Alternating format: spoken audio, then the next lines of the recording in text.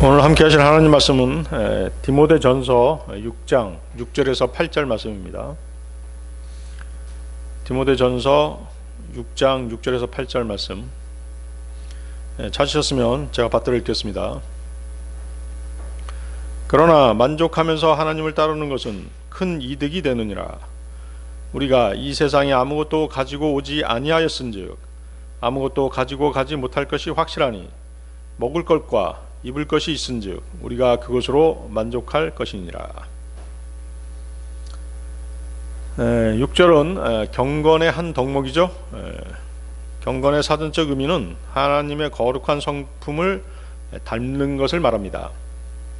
다시 말하면 육신을 입고 오신 하나님 예수 그리스도의 성품을 담는 것이 경건입니다. 그분의 성품은 성경 말씀을 통해서 우리가 알 수 있습니다. 그분은 말씀이 육신이 돼서 이 땅에 오신 분이시죠. 요한복음 1장 14절 말씀이 육신이 되어 우리 가운데 거하심에 우리가 그분의 영광을 보니 아버지의 독생하신 분의 영광이요 은혜와 진리가 충만하더라.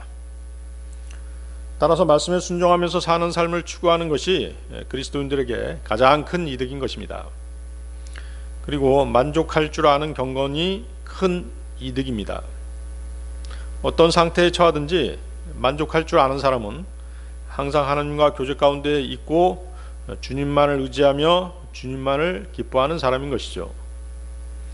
빌립보서 4장 11, 13절 말씀인데요. 내가 궁핍함으로 말하지 아니하노라. 내가 어떤 처지에 있든지 거기에 만족하는 것을 내가 배웠노니 내가 비천하게 되는 것도 알고 풍부하게 되는 것도 알아. 어디에서나 모든 일에서 배부른 것과 배고픈 것, 풍부한 것과 궁핍당하는 것을 다 배웠노라.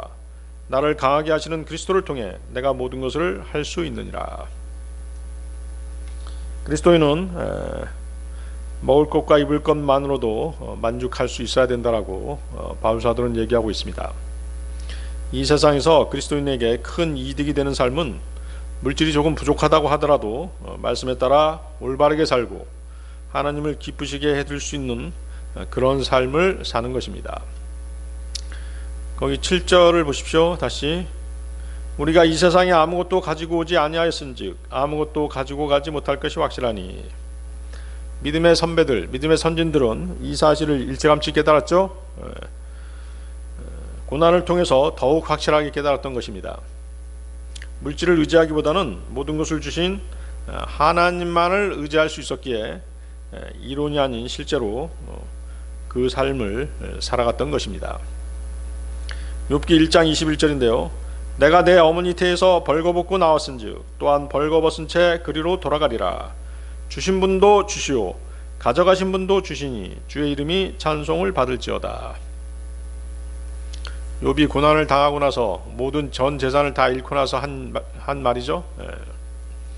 공술의 공수거란 말이 있어요. 빈손으로 왔다 빈손으로 가는 것이 인생이라는 것이죠. 같은 말을 이제 욥도 하고 있습니다. 벗은 채로 와서 벗은 채로 가는 것이 인생이라는 것이죠.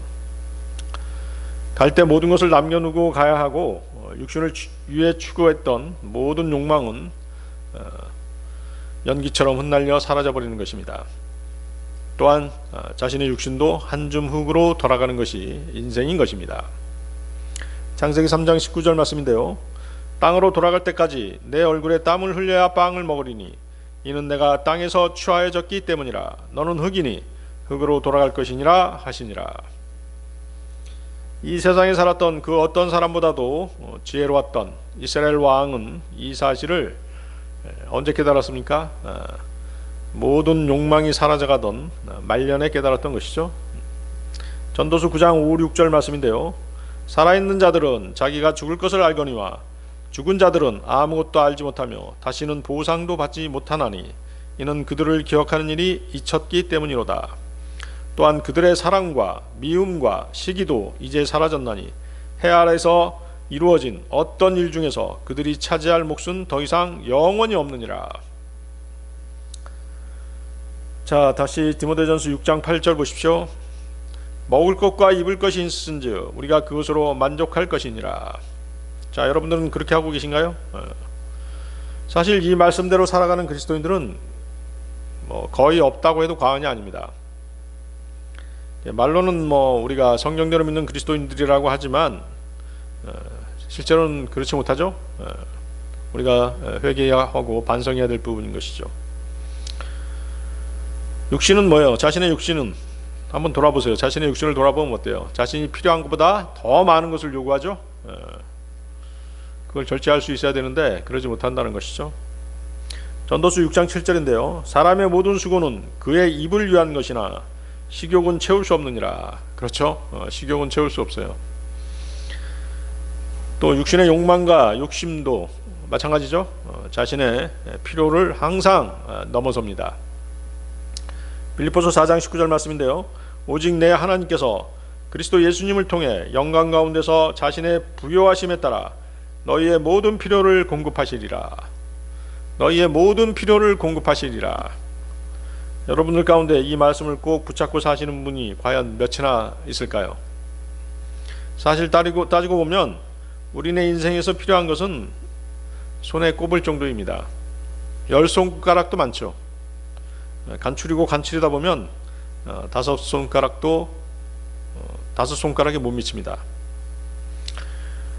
그래서 오늘 이 시간에는 인생에서 반드시 필요한 것들 몇 가지에 대해서 하나님의 말씀을 나누고자 하는 것입니다. 그래서 오늘 설교의 제목은 인생에서 반드시 필요한 것들이 되겠습니다. 인생에서 반드시 필요한 것들, 첫 번째, 구원이 필요합니다. 그렇죠? 동감하시죠? 구원이 필요합니다. 요한복음 3장 5절 7절 말씀 보십시오. 요한복음 3장 5절에서 7절 말씀.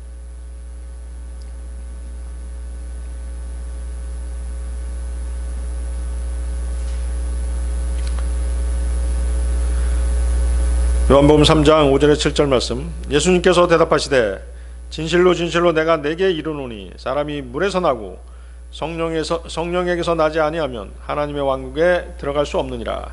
육에서 난 것은 육이요 성령에서 난 것은 영이니 내가 네게 이르기를 너희가 반드시 다시 태어나야 하리라 한 것에 놀라지 말라. 다시 태어나는 것, 거듭남이죠. 거듭남은 이제 영이 살아나는 것을 얘기하고, 구원받는 것은 혼이 구원을 받는 것이에요. 자, 본문에서 말씀하고 있는 물은 물침례하고는 아무 상관이 없죠. 물침례나 세례는 어느 누구도 구원할 수 없는 것입니다.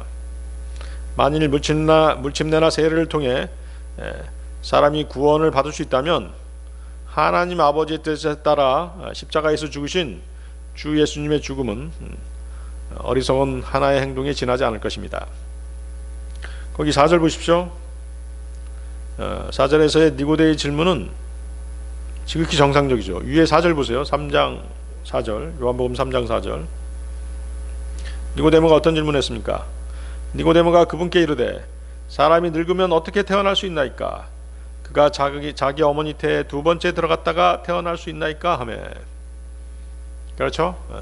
니고데모는 이제 영적인 것으로 주님의 말씀을 파악하는 것이 아니라 육신적인 생물학적으로만 지금 생각하고 있기 때문에 이런 질문을 한 것이지만 정상적인 질문이죠. 그렇죠? 구원받지 못한 사람은 이렇게밖에 생각할 수밖에 없는 것입니다. 새로운 출생, 거듭남은 성령님의 역사이기 때문인 것이죠. 육신적으로는 결코 다시 태어날 수 없습니다. 그렇다면 물로 태어나는 것은 무엇이고 성령으로 태어나는 것은 무엇일까요? 물로 태어나는 것은 육신적인 출생을 말하는 것입니다. 물은 생명의 원천이죠. 창세기를 보면 하나님께서 그렇게 만들어 놓으셨어요. 지구상에 존재하는 최초의 생명은 물에서 나왔던 것입니다.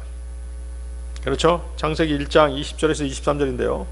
하나님께서 이르시되 물들은 생명이 있어 움직이는 창조물과 땅이 하늘에 열린 궁창에서 나는 날짐승을 풍성히 내라 하시고, 하나님께서 큰 고래들과 물들이 풍성히 낸 움직이는 모든 살아있는 창조물을 그것들의 종류대로 날개 달린 모든 날짐승을 그것의 종류대로 창조하시느니라. 하나님께서 보시기에 좋았더라. 그렇죠?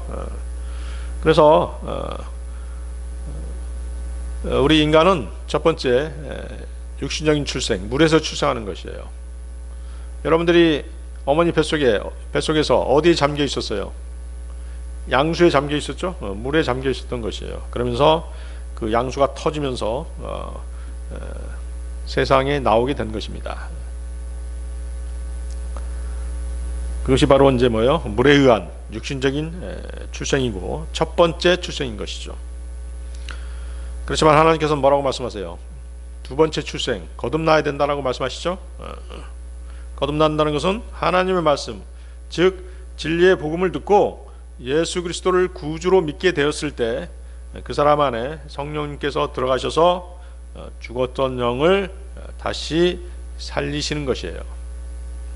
영이 살아났다는 것은 죄로 인해 끊어졌던 하나님과의 관계가 다시 회복된 것을 말하는 것입니다. 이제 동시에 또 이제 뭐가 돼요? 혼이 구원을 받는데요.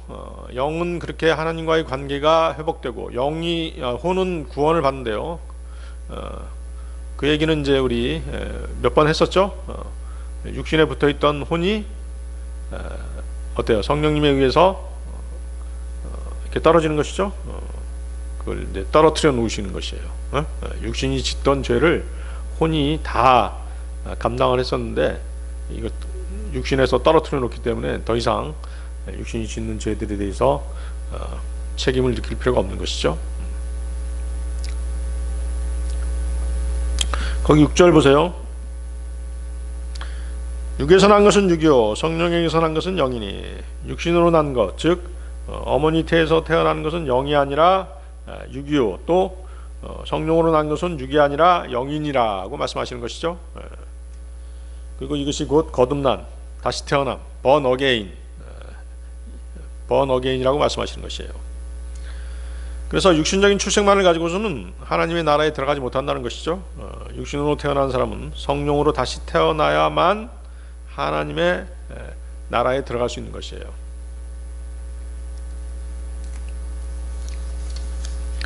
그래서 하나님 말씀에 의하면 물침내는 뭘 상징하는 것이에요? 사실 죽음을 상징하는 것이죠. 생명의 새로운 탄생을 상징하는 게 아니에요. 죽음을 상징하는 것이에요. 그래서 침례로는 영원한 생명을 얻을 수가 없는 것입니다. 우리가 구원받은 간증으로 물에 잠겼다가 일어나는 것은 뭐예요? 주님과 함께 장사되었다가 부활되는 것을 예표하는 것이죠. 간증이죠. 만일 사람이 물침례로 구원을 받게 된다면 그것은 뭐가 돼요? 구원이 뭐가 되는 것이에요? 믿음이 아니라 행위가 되는 것이죠. 그렇죠? 침례는 행위잖아요. 에베소서 2장 8절 9절 말씀인데요. 너희가 믿음을 통해 은혜로 구원을 받았나니 그것은 너희 자신에게서 난 것이 아니요 하나님의 선물이니라. 행위에게서 난 것이 아니니 이것은 아무도 자랑하지 못하게 하려 함이라.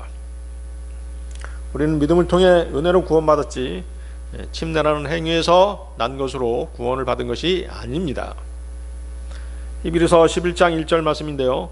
이제 믿음은 바라는 것들의 실체요 보이지 않는 것들의 증거니.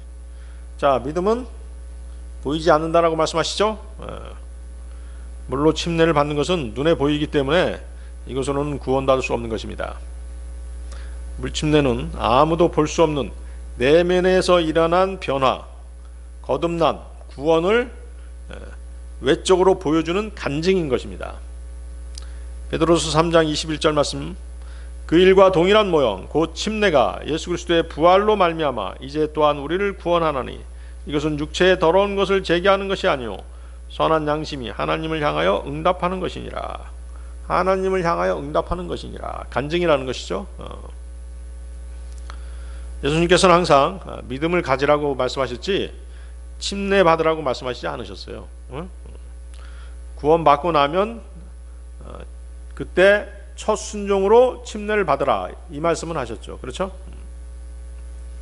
하나님의 뜻은 사람들이 물침례를 주는 사람을 따르는 것이 아니라 예수 그리스도를 믿고 따르는 것이었습니다. 고린도전서 1장 17절 말씀입니다.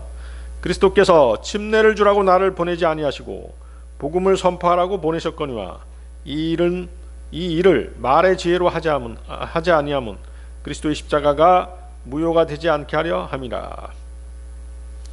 그렇죠? 물침례는 복음이 아니라고 말씀하시는 것이에요. 물침례와 복음은 완전히 다른 별개의 것이라는 것이죠. 그런데 일부 나쁜 목사들은 이 물침례를 자신이 성도들을 지배하기 위한 수단으로 이렇게 사용하는 것이에요. 구원받고 나서 간증으로 침례를 받았으면 그걸로 끝이에요. 끝인데 뭐 교회를 옮겼으니까 나한테 받아야 된다. 뭐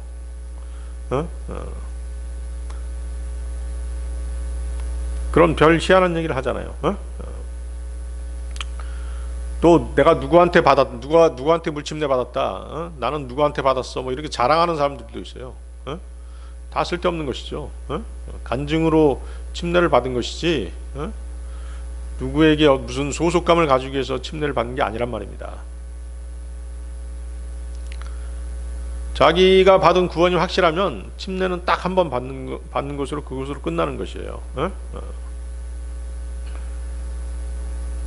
고린도전서 1장 14, 16절 말씀인데요.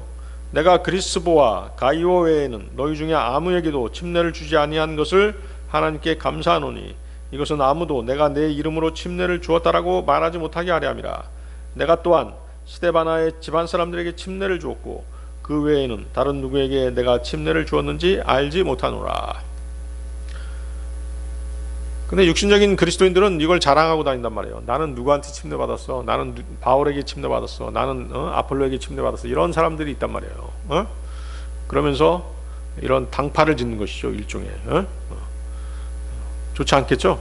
좋지 않은 것입니다. 아무것도 아니잖아요. 누구한테 침례를 받든 그게 무슨 상관이에요. 바울은 고린도에 가서 복음을 전했고 사람들은 복음 믿고 구원받은 이후에 침례를 받았습니다. 구원받은 절대 조건은 침례가 아니라 믿음이 먼저이죠. 성경에는 침례를 통해 구원받은 사람은 단 한 사람도 없습니다. 갈보리 십자가에서 흘리신 주님의 보혈이 자신의 죄값으로 지불되었음을 믿고 그분을 구주로 영접하면 구원을 받는 것입니다. 성경은 피의 책이죠. 성경 곳곳에는 오직 피로만이 죄들을 제거할 수 있다고 말씀하십니다. 창세기 3장 21절에 주 하나님께서 또한 아담과 그의 아내에게 가죽옷을 만들어 입히시니라. 자, 가죽옷은 어디서 나오는 것입니까? 짐승에게서 나오는 것이죠. 그러면 어때요? 짐승을 잡으면 가죽옷을 얻기 위해 짐승을 잡으면 피를 흘리겠죠. 바로 그것이에요. 아담과 하와는 구원받은 것이에요. 그 피를 보시고 용서하신 것이죠. 그렇지만 뭐예요? 동물의 피로는 인간들의 죄를 제거하기에는 불완전했기 때문에 누가 오신 것이에요? 예수 그리스도께서 하나님과의 화목제물로 어린 양으로 이 땅에 오신 것이에요. 요한복음 1장 29절 다음날 요한이 예수님께서 자기에게 오시는 것을 보고 이르되 세상 죄를 제거하시는 하나님의 어린 양을 보라. 그렇죠? 어린 양 예수 그리스도의 피는 세상 죄를 다 모두 제거하신 것이에요. 그 세상 죄 가운데는 여러분의 죄들도 포함되어 있겠죠? 그렇습니다.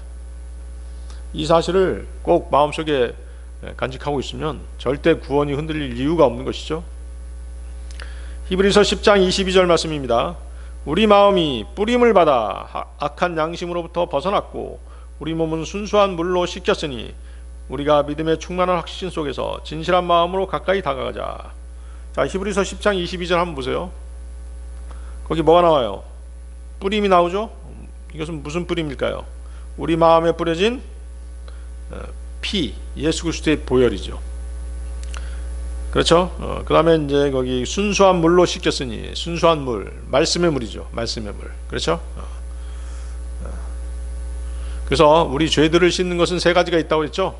뭐예요? 첫 번째 예수 그리스도의 보혈, 그 다음에 말씀의 물, 세 번째 성령님의 새롭게 하심. 아시겠죠? 이렇게 이 세 가지가 우리의 죄들을 제거하는 것이에요.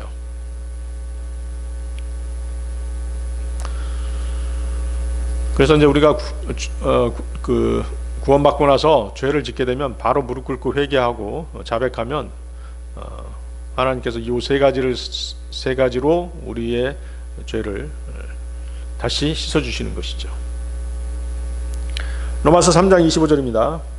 그분을 하나님께서 그분의 피를 믿는 믿음을 통한 화해 헌물로 제시하셨으니 이것은 하나님께서 참으심을 통해 과거의 죄들을 사면하심으로써 자신의 의를 밝히 드러내려 하시며. 그렇죠?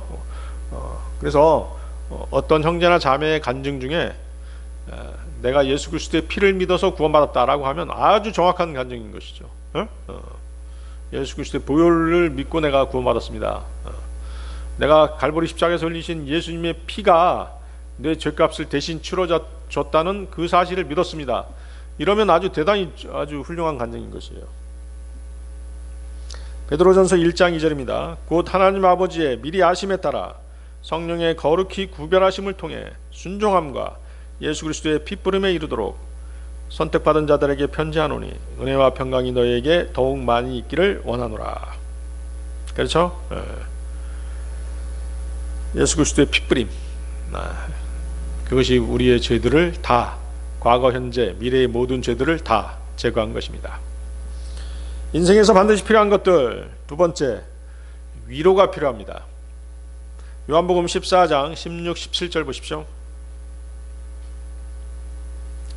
인생에서 반드시 필요한 것들, 첫 번째는 구원, 두 번째는 위로가 필요한 것이에요. 요한복음 14장 16, 17절입니다. 내가 아버지께 구할 터인즉 그분께서 다른 위로자를 너희에게 주사 그분께서 영원토록 너희와 함께 거하게 하시리니 곧 진리의 영이시라. 세상은 그분을 받아들이지 못하나니 이는 세상이 그분을 보지도 못하고 알지도 못하기 때문이라. 그러나 너희는 그분을 아나니 이는 그분께서 너희와 함께 거하시며 또 너희 속에 계실 것이기 때문이라. 맹수들이 우글거리는 정글과도 같고 거센 폭풍과 몰아치는 바다와도 같은 이 세상을 살아가고자 한다면 반드시 위로가 필요합니다. 세상 사람들이 자살과 같은 극단적인 선택을 하는 이유가 무엇이겠어요? 위로를 받지 못했기 때문인 것입니다. 부자건 가난한 자건 현명하건 그렇지 못하건 위로가 없다면 인생의 칼바람을 견디지 못하는 것입니다. 위로가 없는 삶이란 그냥 세상에 내던져진 목적도 아무런 희망도 없는 인생을 사는 것이죠. 그렇죠? 자기 인생이 세상에 그냥 내동댕이 쳤다라고 하는 그런 삶, 그게 바로 뭐예요? 실존주의죠. 실존주의. 좋게 얘기하면 실존주의지만 아무런 목적, 아무런 희망도 없는 삶인 것이에요. 그냥 한 세상 왔다가 가는 삶인 것이죠. 결국은 뭐예요? 짐승과 다를 바가 없는 삶인 것이죠. 전도서 4장 1절입니다. 그러므로 내가 돌이켜 해 아래에서 이루어진 모든 학대를 깊이 살펴보았노니 보라, 학대받는 자들의 눈물이라. 그들에게는 위로자가 없었도다. 그들을 학대하는 자들의 편에는 권세가 있었으나 그들에게는 위로자가 없도다. 자, 위로자가 없었으니 얼마나 서글프겠습니까? 얼마나 비참하겠어요. 하나님께서 천상에서 이런 억울한 일들을 내려다보시고 해결해 주시면 좋겠지만 하나님께서는 절대로 개입하지 않으시죠. 하나님은 위로자시세요. 위로자이시지만 죄에 대해서는 결코 관대하지 않으십니다. 이사야서 51장 12절 말씀입니다. 나 곧 내가 너희를 위로하는 자이거늘 너는 누구기에 죽을 사람을 무서워하며 풀같이 될 사람의 아들을 무서워하느냐.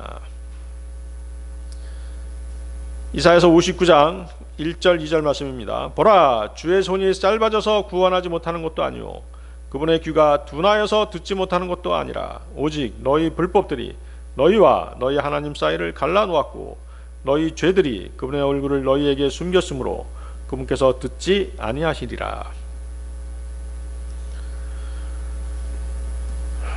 그렇지만 하나님께서는 자비가 풍성하시죠. 죄 때문에 자신에게 다가오지 못하는 인생들을 불쌍히 여기신 것이에요. 그래서 누굴 보내셨어요? 위로자 되시는 주 예수님을 이 땅에 보내신 것이죠.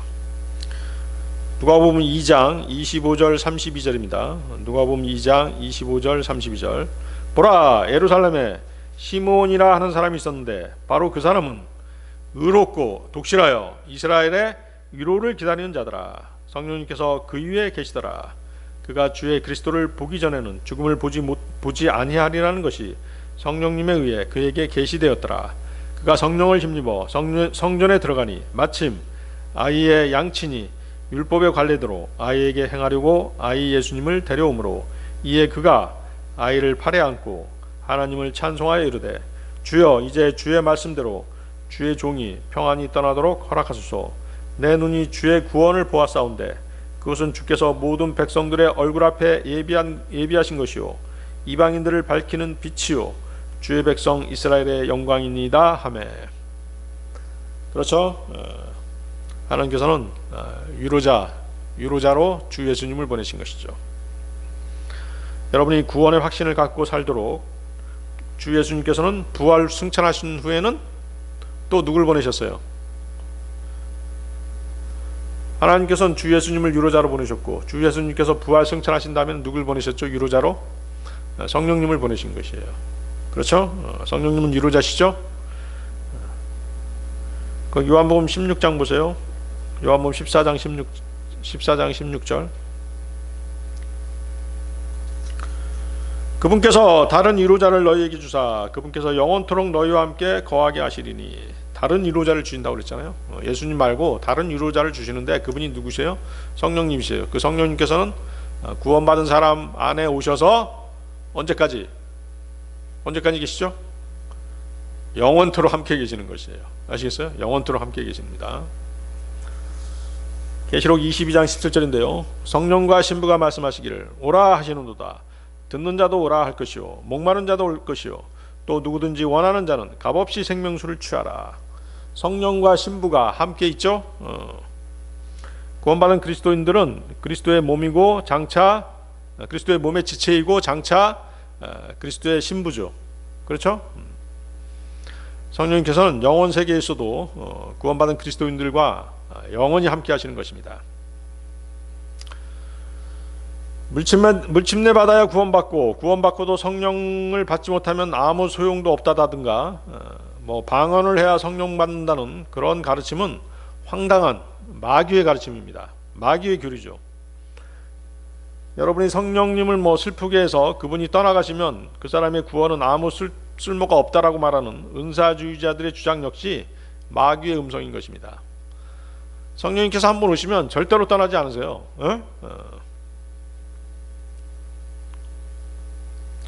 그리스도인은 구원받는 순간 성령님을 자신 안으로 맞아들이고 영원히 그분을 모시고 그분과 함께 살게 되기에 저와 여러분의 구원은 영원히 안전한 것입니다. 이슬람의 창시자 마호메트는 자신이 위로자라고 그렇게 주장했죠. 새빨간 거짓말이죠. 또 신천지 이만희는 자신이 성령님 즉 위로자이고 이긴 자라고 또 거짓말하죠. 그들의 신성 모독하는 발언들은 측은하기까지 하죠. 그들이 받을 엄중한 심판과 그 결과는 불을 보듯 뻔한 것입니다. 성령님께서는 위로자시며 진리의 영이십니다. 또 성령님께서는 그리스도의 영, 하나님의 영이라고도 불리십니다. 다시 거기 17절 보십시오. 세상은 그분을 받아들이지 못하나니 이는 세상이 그분을 보지도 못하고 알지도 못하기 때문이라. 세상은 진리의 영이신 성령님을 영접할 수 없다라고 말씀하시는 것이에요. 주님께서는 그 이유를 세상이 그분을 보지도 못하고 알지도 못하기 때문이라고 설명하시죠. 세상은 어째서 성령님을 보지도 알지도 못할까요? 성령님께서는 영이시기 때문에 육신적인 눈으로는 절대로 보이지 않습니다. 성령님께서는 영적인 눈으로만 볼 수 있는 분이신 것이죠. 세상은 영적인 눈을 갖고 있지 못하죠. 세상에 있는 모든 것은 아버지께 속한 것이 아니라 세상에 속한 것이에요. 세상은 또한 사악함 가운데 있기 때문에 성령님을 알지 못한다라고 말씀하십니다. 요한일서 2장 16절입니다. 세상에 있는 모든 것, 즉 육신의 정욕과 안목의 정욕과 인생의 자랑은 아버지에게서 나지 아니하고 세상에서 나느니라. 요한일서 5장 19절. 또 우리는 하나님께 속하고 온 세상은 사악함 가운데 있음을 우리가 아느니라. 세상이 점점 더 악해가고 있죠. 계속해서 17절 또 뒷부분 보십시오.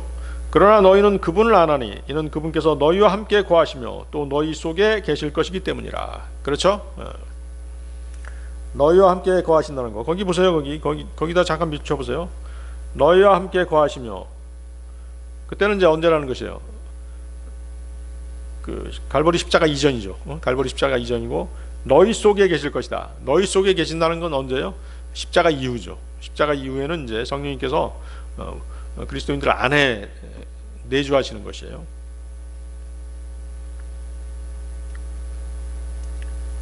그래서 뭐예요? 모든 그리스도인들의 몸은 성령 하나님께서 거하시는 성전이 되는 것이죠. 고린도전서 3장 16절, 너희가 하나님의 성전인 것과 하나님의 영께서 너희 안에 거하시는 것을 너희가 알지 못하느냐. 성령님께서 구원받은 사람 안에 거하시기 때문에 그리스도인은 그분의 인도를 받고 또 성경을 읽을 때 깨우침을 받을 수 있는 것이죠. 이해할 수 있는 것입니다. 또 영적 분별력을 가지고 판단할 수 있고 또 하나님의 말씀에 순종할 수 있는 것입니다. 자, 고린도전서 2장 11, 14절 한번 찾아보세요. 고린도전서 2장 11, 14절.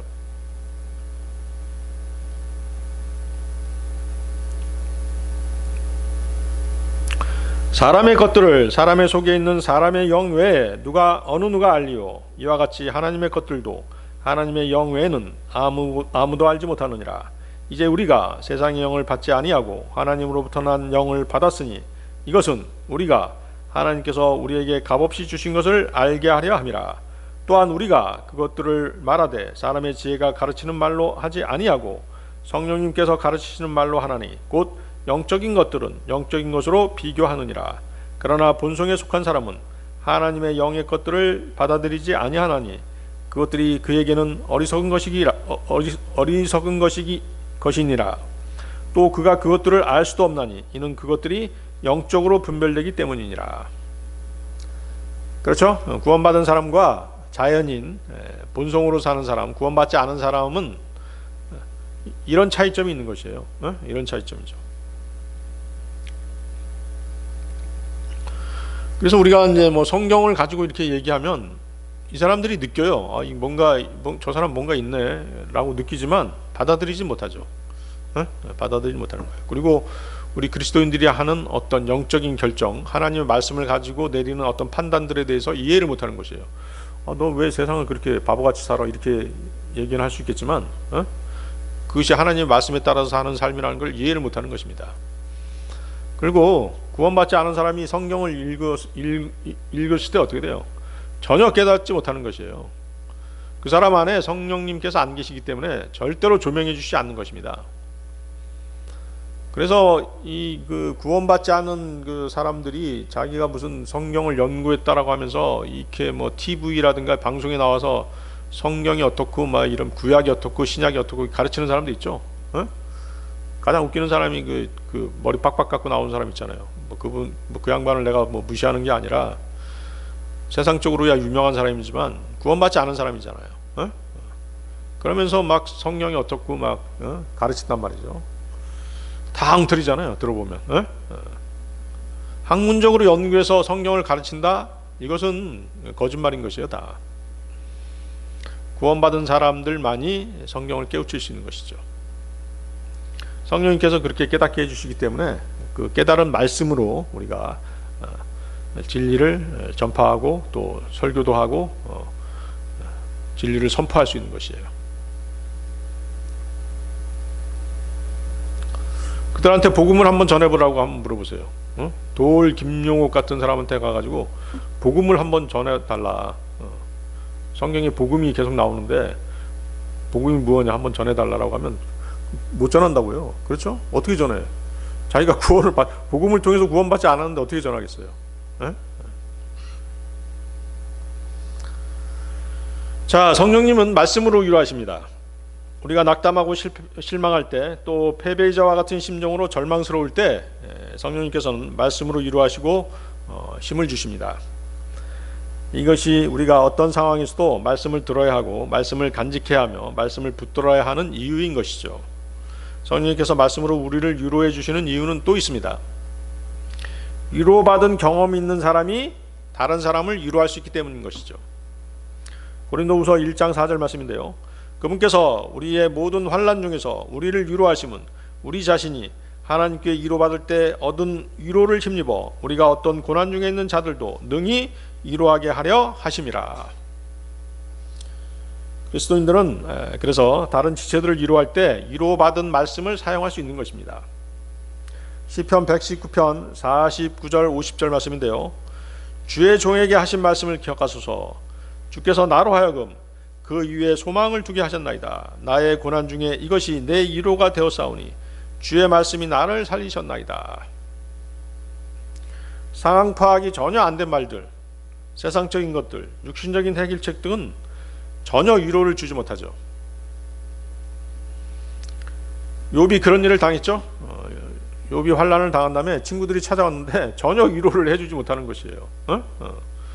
하나님의 말씀을 가지고 위로를 해줘야 되는데 엉뚱한 것, 세상적인 것들, 육신적인 말들로 위로하다 보니까 욥은 어때요? 아멘할 수가 없었던 것이죠.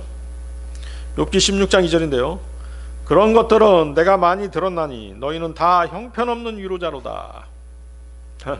형편없는 위로자라고 이렇게 바로 판단해버리죠. 욥은 어때요? 욥은 위로받고 싶어 했는데 욥의 친구들은 오히려 욥을 정죄하는 것이에요. 그건 위로가 아니잖아요. 지금 상처가 났는데 상처난 그 상처에다가 뭘 뿌리는 거야? 소금 뿌리는 거하고 똑같은 것이죠. 네가 죄를 많이 져서 지금 이렇게 고난당하는 거야. 이렇게 얘기해 버리니까 더욱더 가슴이 아픈 것이죠. 욥기 16장 4절 5절 말씀인데요.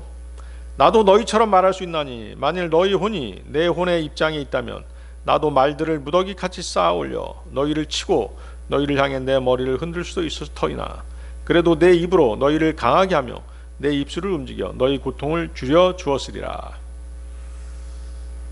그렇죠. 욥의 심정을 지금 욥이 이렇게 얘기하고 있는 것이죠. 그러니까 욥은 뭐예요? 입장을 바꿔서 너희가 환난 중에 있다면 자신은 너희의 고통을 줄여줄 위로의 말을 건넸을 것이라고 이렇게 말하고 있는 것이에요.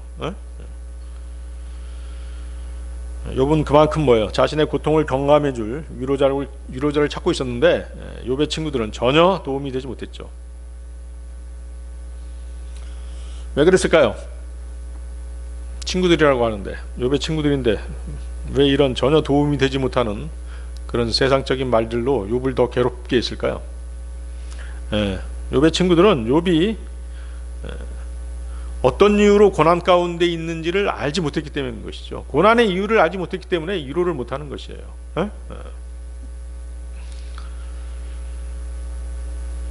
자, 작금의 믿음 생활 가운데 처하게 되는 고난과 환난에 대한 위로를 이 생에서 받지 못할 수도 있어요. 많은 믿음의 선진들, 주님의 제자들, 그리고 중세 암흑 시대에서 믿음을 지키다 죽임당한 성도들, 낯선 땅에서 복음을 전하다가 순교당한 많은 사람들이 위로를 받지 못하고 죽었죠.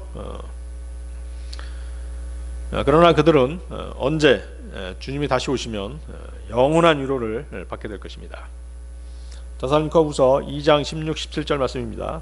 이제 우리 주 예수 그리스도 그분과 또 우리를 사랑하시고 은혜를 통하여 영존하는 안위와 좋은 소망을 주신 하나님 곧 우리 아버지께서 너희 마음을 위로하시고 모든 선한 말과 일에서 너희를 굳게 세우시기를 원하노라. 아멘. 인생에서 반드시 필요한 것들 세 번째, 지혜가 필요합니다. 구원, 위로, 지혜. 잠언 4장 5절에서 9절 말씀 보십시오. 잠언 4장 5절에서 9절 말씀.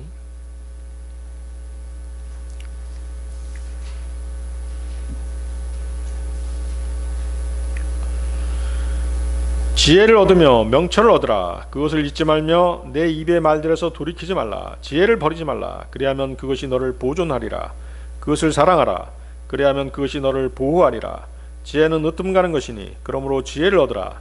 내가 얻은 모든 것으로 명철을 얻을지니라. 그것을 높이라. 그리하면 그것이 너를 높이리라. 내가 그것을 품으면 그것이 너를 존귀로 인도하리라. 그것이 내 머리에 은혜의 장식을 주며 영광의 관을 내게 건네주리라 하셨느니라.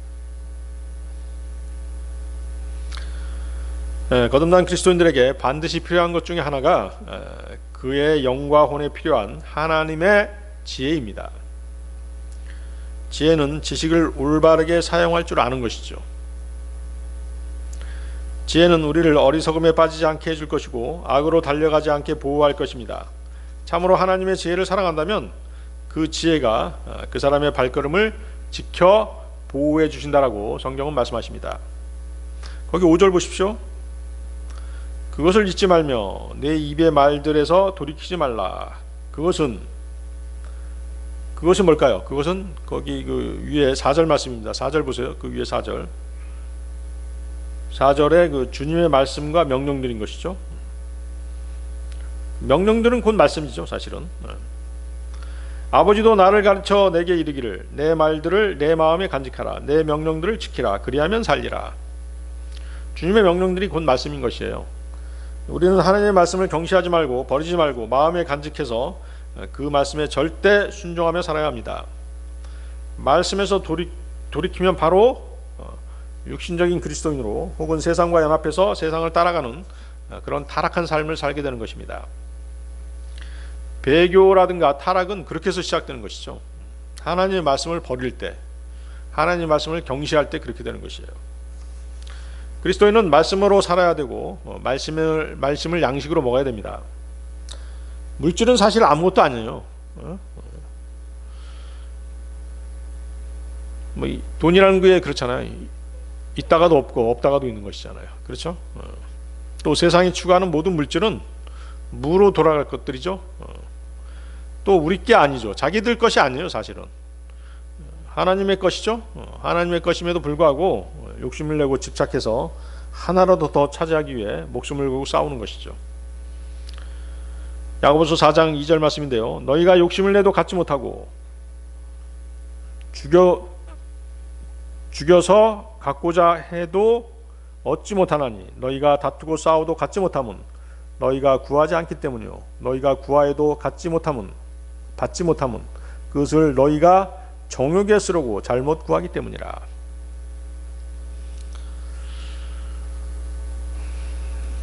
예수님께서 뭐라고 말씀하셨어요? 누가복음 4장 4절에서 사람이 빵으로만 살 것이 아니요 하나님의 모든 말씀으로 살 것이라 하였느니라. 그렇죠? 그래서 우리는 참된 양식인 하나님의 말씀으로 살아야 되는 것이 물질에 집착해서 사는 것이 결코 아니라는 것입니다. 거기 또 6절 보십시오. 지혜를 버리지 말라. 그리하면 그것이 너를 보존하리라. 그것을 사랑하라. 그리하면 그것이 너를 보호하리라. 지혜의 가치가 가장 크고 으뜸 가는 것이라고 그렇게 말씀하시는 것입니다. 그리스 로마의 그 철학자들은 지혜를 사랑했고 지혜를 추구했습니다. 그러나 그들은 딱 한 가지 지혜, 하나님의 지혜에 대해서는 관심 밖이었죠. 그들은 오히려 십자가의 지혜를 어리석은 것으로 여겼던 것이에요. 그리스도인은 하나님의 지혜를 구하고 간직하며 사랑하고 보존해야 되는 것입니다. 그러면 하나님의 지혜가 우리를 보호하시는 것입니다. 7절 보십시오. 지혜는 으뜸 가는 것이니 성경에서 말씀하시는 지혜는 세상의 지혜나 사람들의 지혜, 썩어 없어질 통치자들의 지혜, 세상 학자들의 육신의 지혜가 아닌 하나님의 지혜이고 그 지혜는 바로 누구세요? 예수 그리스도가 바로 하나님의 지혜이시죠. 고린도전서 2장 6절 8절 말씀입니다. 그러나 우리가 완전한 자들 가운데서 지혜를 말하거니와 그것은 이 세상의 지혜가 아니요 또 아무 쓸모없게 될 이 세상 통치자들의 지혜도 아니라 다만 우리는 신비 속에 있는 하나님의 지혜 곧 감추어진 지혜를 말하노니 이 지혜는 하나님께서 우리의 영광을 위하여 세상이 생기기 전에 정하신 것이라. 이 지혜는 이 세상 통치자들 중에서 아무도 알지 못하였으니 만일 그들이 그것을 알았더라면 영광의 주를 십자가에 못 박지 아니하였으리라. 주님이 지신 십자가는 또 뭡니까? 하나님의 권능이요 하나님의 지혜죠. 고린도전서 1장 22절 24절인데요. 유대인들은 표적을 구하고 그리스인들은 지혜를 추구하나 우리는 십자가에 못 박히신 그리스도를 선포하노니 그분은 유대인들에게는 걸려 넘어지게 하는 것이요 그리스인들에게는 어리석은 것이로되 부르심을 받은 자들에게는 유대인들에게나 그리스인들에게나 그리스도는 하나님의 권능이시오 하나님의 지혜이시니라. 그래서 주 예수 그리스도께서 하나님의 지혜가 되시니까 우리가 지혜를 얻으려면 어떻게 해야 되겠어요? 주 예수 그리스도를 믿고 그분의 말씀을 추구해야 되겠죠? 또 주 예수 그리스도는 말씀이 육신이 돼서 오신 분이시지 않습니까? 그래서 하나님의 말씀은 곧 지혜인 것이에요. 또 하나님의 영은 지혜와 계시의 영이십니다. 또한 지혜를 얻고자 한다면 주를 두려워해야 돼요. 주를 두려워하는 것 역시 말씀을 경청하고 가까이 해야 주님을 두려워할 수 있는 것입니다. 시편 34편 11절인데요. 자녀들아 너희는 와서 내 말에 귀를 기울이라. 내가 주의 두려움을 너희에게 가르치리로다. 주님을 두려워하는 것, 하나님을 두려워하는 것은 가르침을 받아야 된다는 것이죠. 배워야지, 성경을 통해서 배워야지만이 하나님을 두려워할 수 있는 것이에요. 저절로 두려워지는 게 아닙니다. 시편 111편 10절에서도 주를 두려워하는 것이 지혜의 시작이라. 그분의 명령들을 행하는 모든 자에게는 좋은 명철이 있나니 그분을 찬양하면 영원토록 지속되는도다. 그래서 주님을 두려워하는 것은 성경을 통해서 배우는 것이지 감각적으로 느끼는 것이 결코 아니라는 것이죠. 또한 지혜를 얻으려면 그분의 징계에 순종해야 됩니다. 자, 요즘 아이들은 어때요? 요즘 애들 맞고 살지 않잖아요. 그렇죠? 옛날처럼 그렇게 맞고 살지 않습니다. 또 부모들도 마찬가지죠. 아이들을 때리려고 하지 않잖아요. 또 세상법으로 그렇게 정해놨어요. 뭐 아이들의 인권이니 어쩌니 하면서 아이들을 때리거나 그렇게 하지 못하도록 만들어놨기 때문에 부모도 그렇고 가정에서도 그렇고 학교에서도 아이들을 때려서 가르치려고 하지 않습니까? 그러다 보니까 어떻게 됐어요? 거꾸로 됐죠? 아이들이 선생님을 때리고 부모들을 때리지 않아요. 그렇죠? 잠언 22장 15절 말씀인데요. 아이의 마음에는 어리석음이 매여 있거니와 바로잡는 회초리가 그것을 몰아내어 그에게서 멀리 떠나게 하리라. 세상 교육자들이 이 말씀을, 하나님의 말씀을 모르기 때문에 법으로 그렇게 정해놓은 것이에요. 하나님을 모르는 사람들은 아이들을 때려서 바르게 교육할 줄 모르는 사람들인 것이죠. 어떤 탤런트가 쓴 책도 있더구만. 뭐 꽃으로도 때리지 말라 뭐 이런 책이던데 제목은 그럴싸하지만 교육적으로 정말 쓸데없는 그런 말이죠. 때려서 가르치라고 분명히 하나님께서 말씀하시잖아요.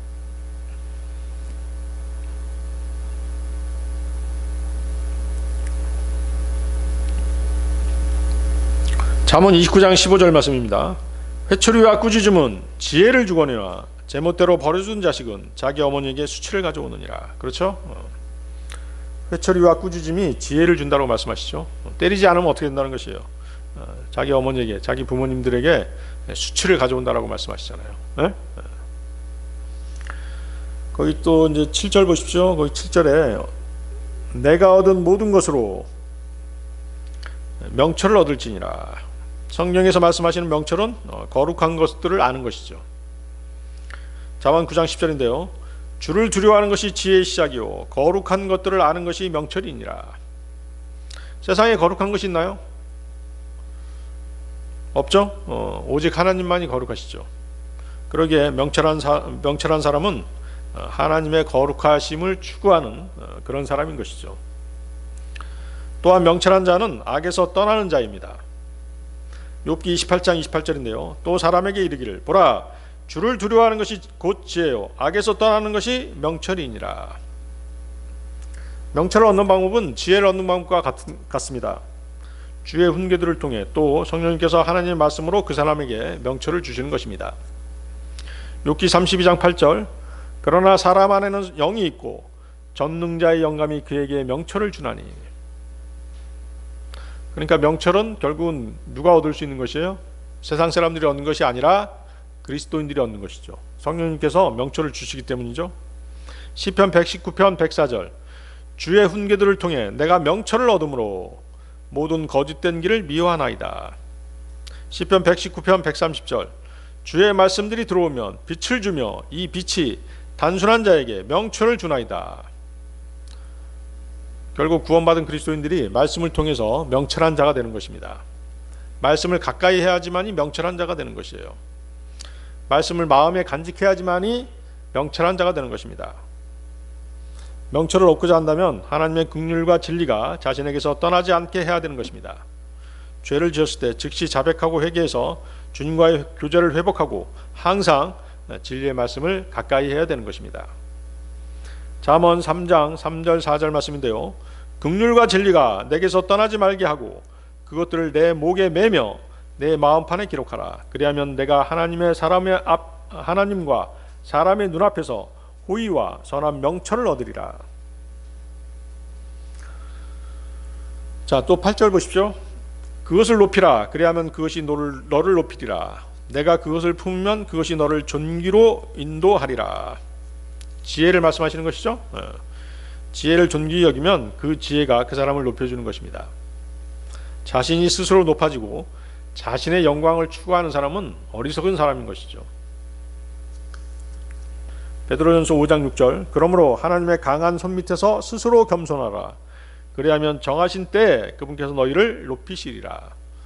하나님께서 그 사람을 높여주는 것이지 자기가 스스로 높아지려고 하고 스스로 위대하다라고 하면은 정말이지 어리석은 사람인 것이에요. 9절도 보십시오. 그것이 내 머리에 은혜의 장식을 주며 영광의 관을 내게 건네주리라. 영광의 관 그리스도의 심판석에서 받는 그런 특별한 관들 중에 하나죠. 자, 이것은 성도들에게 신실하게 하나님의 말씀을 설교하고 가르치는 목자가 받는 상이죠. 베드로전서 5장 2절 4절 말씀입니다. 너희 가운데 있는 하나님의 양떼를 먹이고 감독하되 억지로 하지 말고 자진해서 하며 더러운 이익을 위해 하지 말고 오직 준비된 마음으로 하며 하나님의 상속 백성 위에 주인처럼 군림하지 말고 오직 양떼에게 본이 되라. 그리하면 목자장께서 나타나실 때 너희가 사라지지 아니하는 영광의 관을 받으리라. 자, 그렇지만 여러분들이 또 오해해서는 안 되는 것이 뭐냐면 이 영광의 관은 목자만이 받는 그런 관은 아니에요. 거기 그 5장 1절 보세요. 거기 장로라고 되어 있잖아요. 장로는 이제 목회자만을 얘기하는 것이 아니라 나이 드신 분, 엘더잖아요. 영어로 엘더죠. 나이 드신 분. 그래서 구원받은 지 연수가 오래된 그런 사람들이 자신의 후배들이라든가 어린 형제 자매들을 잘 가르치면 그 사람도 뭘 받을 수 있는 것이에요? 영광의 관을 받을 수가 있는 것이에요. 그래서 꼭 목자만이 받는 그런 상이 그런 관이 아니다는 것이죠.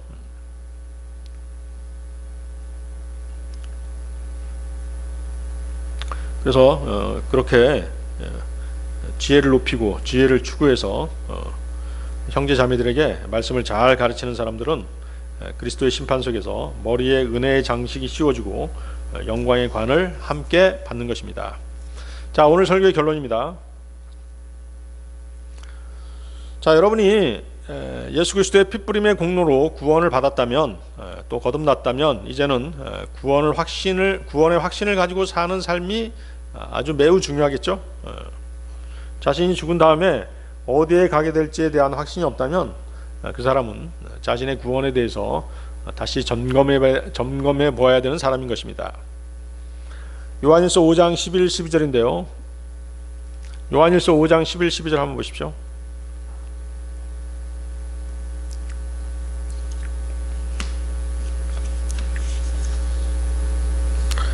또 그 증언은 이것이니 곧 하나님께서 우리에게 영원한 생명을 주신 것과 이 생명이 그분의 아들 안에 있다는 것이니라. 아들이 있는 자에게는 생명이 있고 하나님의 아들이 없는 자에게는 생명이 없느니라. 영원한 생명을 주셨다라고 말씀하시죠. 그러면 영원한 생명이신 구주께서 여러분 안에 계시다는 것을 어떻게 알 수 있을까요? 그것은 뭐예요? 성령님의 존재를 여러분이 느끼면 그 사실을 알 수 있는 것이죠. 사실 이제 주님께서는 영으로 우리 안에 계시거든요. 영으로 우리 안에 들어와 계세요. 요한복음 3장 7절 9절인데요. 내가 내게 이르기를 너희가 반드시 다시 태어나야 하리라 한 것에 놀라지 말라. 바람이 마음대로 불매 너희가 그것의 소리를 들어도 그것이 어디서 와서 어디로 가는지 알지 못하나니 성령에게서 난 사람도 다 이러하니라 하시니라. 니고데모가 그분께 응답하여 이르되 어찌 이런 것들이 있을 수 있나이까 하매. 성령으로 거듭난 사람은 어디서 와서 어디로 가는지 알지 못하는 바람과 같아서 이해하기가 어렵다는 것을 예수님께서도 인정하시는 바죠. 그렇죠? 성령으로 난 사람은 사람이 마음대로 만들어낼 수 있는 게 아니라는 것이죠. 새로운 출생, 거듭남은 하나님의 말씀으로 이루어지고 성령님께서 그 일을 수행하시기 때문인 것이에요. 베드로전서 1장 23절인데요. 너희가 다시 태어난 것은 썩을 씨에서 난 것이 아니요 썩지 아니할 씨에서 난 것이니 살아있고 영원히 구하는 하나님의 말씀으로 된 것이니라. 요한복음 3장 6절에서도 육에서 난 것은 육이요 성령에서 난 것은 영이니. 성령님께서 거듭난 사람에게 임하시는 것은 잔잔한 바람과 같아서 알 수가 없다는 것이에요. 그렇지만 예민한 사람은 그분의 임재를 느낄 수도 있습니다. 아주 어렸을 때 구원받았다든가 그런 경우는 이제 못 느낄 수도 있어요.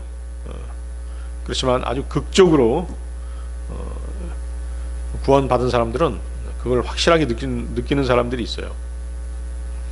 뭐 이것은 뭐 몸이 갑자기 뭐 뜨거워졌다든가 그런 게 아니에요.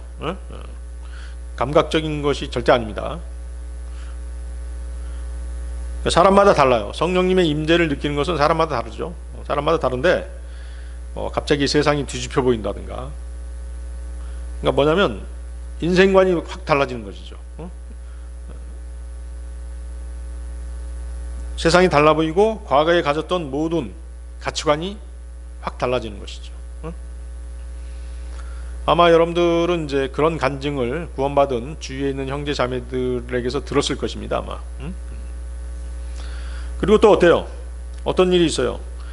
지금까지 그렇게 어렵게 느껴졌던 성경 말씀이 갑자기 깨달아졌다든가 또 말씀에 순종해야 되겠다라고 하는 그런 마음이 생기기도 하고, 죄를 지을 때 갑자기 하나님의 말씀이 생각나서 육신의 욕망과의 충돌로 인해서 전에 없던 큰 갈등 가운데 처하게 되는 그런 일들이 생기죠. 그게 구원받았다는 증거예요. 내 안에 성령님께서 계시다는 증거죠. 또 하나님의 말씀을 읽을 때 큰 즐거움과 기쁨을 느끼게 되고 모든 판단을 하나님의 말씀을 기준으로 삼으려고 하는 자신의 모습을 보게 되죠. 또 말씀을 사모해서 교회에 출석해서 경배 드려야 한다는 그런 생각에 사로잡히게 되고, 형제자매들을 섬기고 주님께 영광 돌리며 살아야 된다는 책임감과 아울러 구원받지 않은 혼들에게 복음을 전해야 한다는 의무감도 생기는 것이에요. 이 모든 것이 뭐예요? 과거에 있었던 일이 아니잖아요. 과거와 달리 자신의 육신만을 위하는 삶이 아닌 위의 것들을 소망하는 삶, 하나님 나라의 백성으로 사는 삶을 살아가고자 하기 때문에 일어난 일들인 것이죠. 이러한 자신이 구원받은 확신이 없다면 그 사람은 다시 한번 자신의 구원을 점검해 보아야 되는 것입니다. 다 같이 기도하시겠습니다.